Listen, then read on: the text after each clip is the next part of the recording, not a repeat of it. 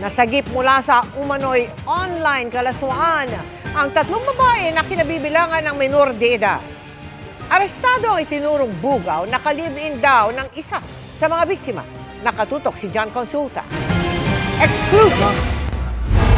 Kasunod ng pagpasok ng 3 babae at isang lalaki sa isang motel sa Quezon, mabilis na sumenyas ang undercover ng NBI at pumasok sa loob ang mga operatiba. Agad inaresto ang suspect na si Jomer Galsote. Sinagip naman ang mga ibinubugaw umano niya online.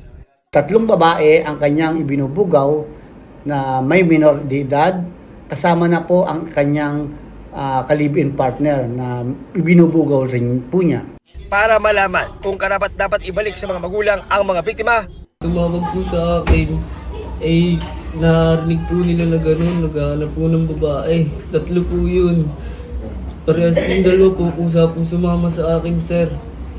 Tapos po, yung isa po, mismong asawa po ang nagsama sa kanya na pinilit po sumama sa akin, sir. Ang mga biktima po ay ating ito-turn over sa CSWD ng Lucena upang mabigyan ng corresponding intervention gaya ng social, psychological at physical evaluation. Ongoing ngayon ang follow-up operation ng NBI Lucena para matunton at masagip ang iba pang mga babaeng ginamit ng naarestong suspect sa kanyang illegal na operasyon. Para sa GMA Integrated News, John Consulta, nakatutok 24 oras.